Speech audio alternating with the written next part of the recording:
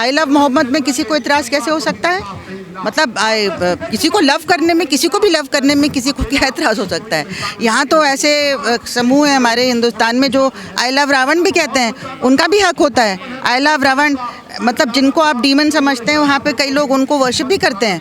यहाँ तो मोहम्मद साहब जो सरकार हैं, जो प्रॉफिट हैं इस्लाम के, उनको लव करना तो लाजमी बात है कि भाई हर मुस्लिम कहेगा कि आई लव मोहम्मद। तो वो हक आप उनका कैसे छीन सकते हैं? हमारे कॉन्स्टिट्यूशन में सबको अपनी अपनी रिलीजन फॉलो करने का हक है। तो आपको क्या प्रॉब्लम है अगर आई लव मोहम्मद कोई कह रहा है? बहुत सारे लोग आई लव राम कहेंगे, आई लव कृष्ण कहेंगे, है ना। और जो मैंने योगी आदित्यनाथ का बयान पढ़ा था अखबार में, वो कहते हैं नहीं, आप गॉड को लव थोड़ी कर सकते हैं। आपको तो मतलब आप ऐसे रिलीजियस लीडर्स को या प्रॉफिट को या गॉड को लव नहीं करते, उनको सिर्फ सम्मान देते हैं। ये तो मैं पहली दफ़ा सुन रही हूँ कि आप गॉड को लव नहीं कर सकते। हो सकता है इनकी कोई विचारधारा है हिंदू धर्म में, तो ये नहीं कि आप गॉड को लव नहीं कर सकते हैं। कृष्ण जी तो कहते थे आप मुझसे प्रेम करो, मुझसे प्रेम करो। गीता में थ्रू आउट कहा है मुझको लव करो, जिस चीज़ को भी लव कर रहे हो उसमें मुझे देखो, है ना।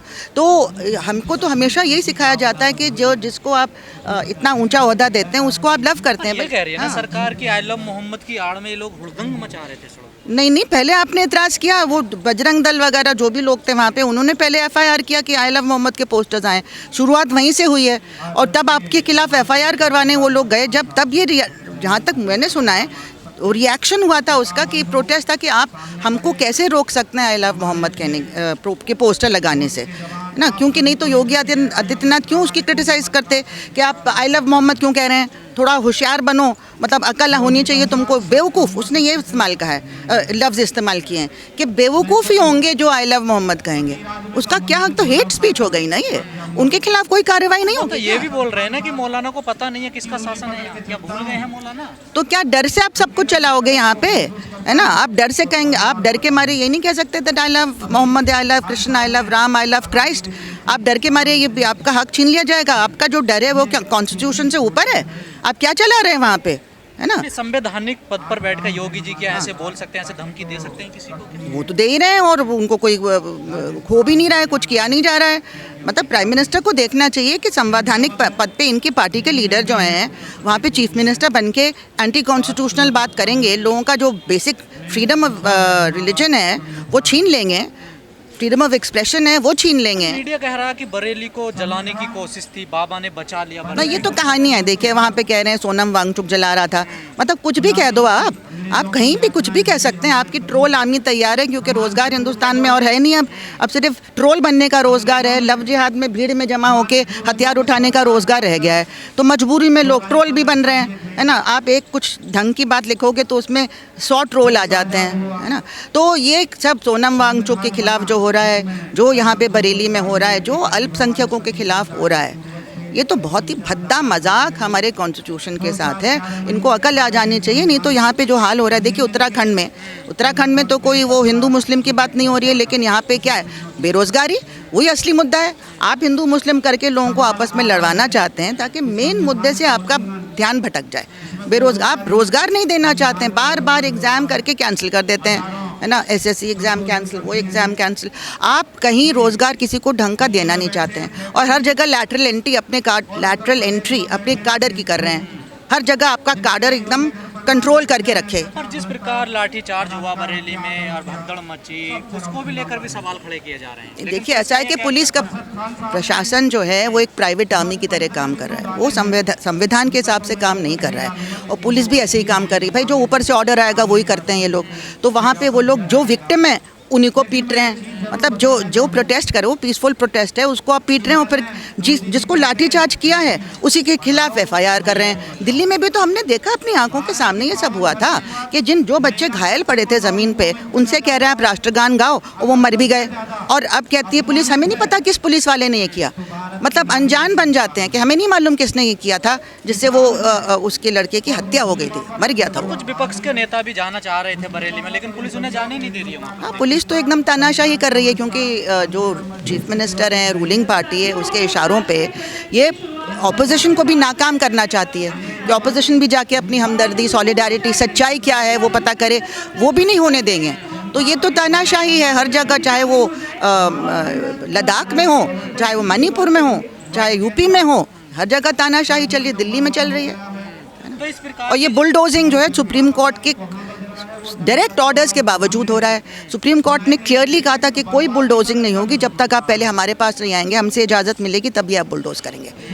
वहाँ पे अंधाधुंध बुलडोजिंग हो रही है। सुप्रीम कोर्ट के कहने के बावजूद भी कहाँ रुक रहा है? नहीं रुक रहा है ना, तो सुप्रीम कोर्ट की भी क्या हैसियत रह गई है? अगर आप सुप्रीम कोर्ट की बात नहीं सुनेंगे, ये सरकार सुनने को तैयार नहीं है। सरकार चाहती तो योगी आदित्यनाथ को, यूपी की सरकार को रोक देती, पुलिस प्रशासन को रोक देती, लेकिन वो रोकना नहीं चाह रहे। इसका मतलब वो मिले हुए हैं उनके साथ। साहब अभी विदेश में थे, कल उन्होंने मॉरिशस में कहा है कि हमारे यहाँ लॉ का राज है, बुलडोजर से नहीं न्याय होता, लेकिन यहाँ तो वही हो रहा है सब देखिए। हाँ एग्जैक्टली, उनके कहने के बावजूद ये हो रहा है, तो ये तो बहुत ही बुरी बात है। यहाँ पे संविधान नहीं चल रहा है, सुप्रीम कोर्ट का ऑर्डर नहीं चल रहा है, तो यहाँ तो जंगल राज है। मतलब जिसके हाथ में लाठी है वही चला रहा है ना। जस्टिस यही होगा, कानून व्यवस्था सब कुछ बुलडोजर ही होगा। बुलडोजर ही होगा, क्योंकि इनको ये भी मालूम है कि गलत काम करने से इनको कोई पद से नहीं हटा सकता, क्योंकि इलेक्शन की मशीनरी इन्होंने अपने हाथ में कर ली है, कब्जे में कर ली है। वोट चोरी करके आते हैं, तो उनको जनता के इशू से कोई मतलब ही नहीं है। बेरोजगारी है, महंगाई है, जनता बेहाल है, आप कुछ भी कह दो।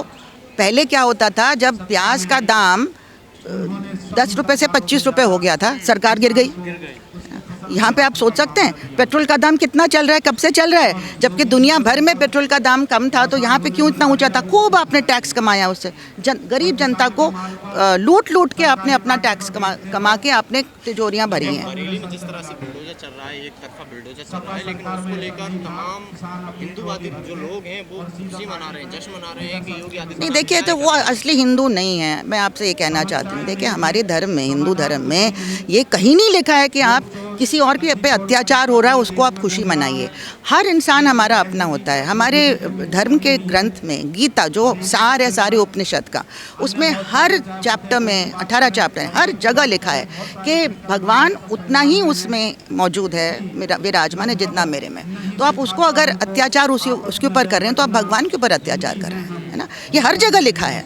ये मैं और तू का तो है ही नहीं उसमें कुछ हमारे हिंदू धर्म में, क्योंकि मुसलमान हिंदू नाम की कोई चीज़ है ही नहीं हमारे ग्रंथ में। ये हिंदू नहीं है, मैं बताना चाहती हूँ। हमारी माइथोलॉजी में तरह तरह के लोग होते हैं।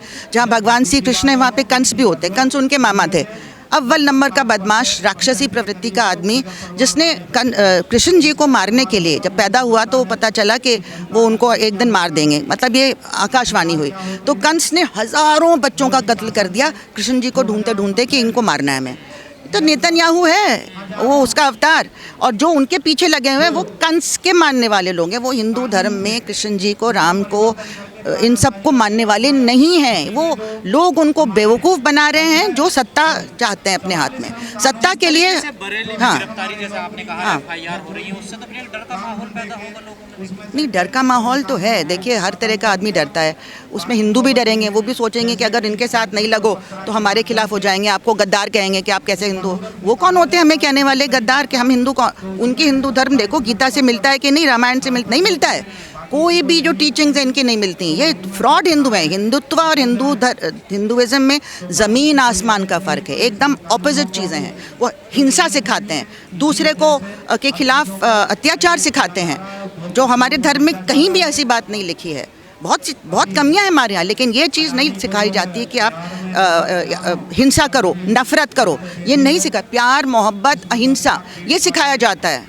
तो ये सब गलत रास्ते पे चल रहे हैं। मुसलमानों को क्या करना चाहिए, इन चीज़ों से कैसे बचना चाहिए? क्योंकि पहले महाराजगंज, संभल, अब ये यहाँ पर देखिए मैं हाँ देखिए ऐसा है कि मैं भी मुसलमान समुदाय को सलाम करती हूँ कि इतने ज़्यादा प्रोवोकेशन के बावजूद बाय एंड लार्ज एकदम पीसफुल रहे हैं, है ना। एक आध कभी भड़क जाते हैं, लेकिन वो भी संभल जाते हैं, है ना। भड़कना लाजमी है, लेकिन संभल जाते हैं, क्योंकि अगर काउंटर वायलेंस होगा तो वो उनके फ़ायदे में होगा। अब कहेंगे देखो ये तो टेररिस्ट हैं, ये तो वही झूठ फैलाएंगे। और इसलिए चाहे कितना भी प्रोवोकेशन हो, हमें गांधी के रास्ते पे चलना है, अहिंसा के रास्ते पे चलना है। मैं जानती हूँ कि इंसाफ नहीं मिल रहा है। उमर खालिद हमेशा अहिंसा, शांति, प्यार, मोहब्बत की बात करते थे। कहते थे नफ़रत का जवाब नफ़रत से नहीं होना चाहिए। फिर भी उनको जेल में डाल दिया, 5 साल से पढ़े। इसका मतलब ये नहीं है कि हमें हिंसा पे आना चाहिए। इसका मतलब ये है कि हमें एकजुट होके, मतलब हिंदू मुसलमान जितने भी न्याय पसंद लोग हैं उनको एक होके सड़कों पे निकलना है। जहाँ बोल सकते हैं बोलना है। डरेंगे तो मरेंगे। अगर डर गए तो ये जो वैशी जो ताकतें हैं ये और ज़्यादा ताकतवर हो जाएंगी अगर आप डर गए उनसे। आपको डर का सामना हिम्मत से करना है, बोलते रहना है, निकलते रहना है। करते तो एफआईआर होती है, जेल में डाल दिया नहीं, मैं समझ रही हूँ उसके बावजूद कितने लोगों को जेल में डालेंगे? आप नहीं बोलेंगे तब भी जेल में डालेंगे। बहुत सारे लोग हैं जो जेलों में पड़े हैं जो कभी कुछ बोले नहीं बोलना कोई जवाब नहीं है। अब जामिया में जो लाइब्रेरी में लड़कियां बैठी पढ़ रही थीं वो कुछ बोल रही थी कि उनको जाके बाल खींच के उनको पीटा गया। तभी तो लोग फिर बाहर आए कि जब हमको वैसे ही पिटना है तो प्रोटेस्ट करके पिटो, प्रोटेस्ट कर लो, पीसफुल प्रोटेस्ट कर लो, जो हमारा हक है और इसमें जनता हमारा साथ देगी। और जनता ने साथ दिया, सब लोग निकले, एकजुट होके निकले, है ना। फिर उन्होंने तोड़ा उसको, कोविड भी आ गया। तो रास्ता वही है, मुश्किल है लेकिन रास्ता वही है कि अहिंसा के रास्ते पे, पीसफुल सत्याग्रह के रास्ते पे हमें चलते ही रहना पड़ेगा।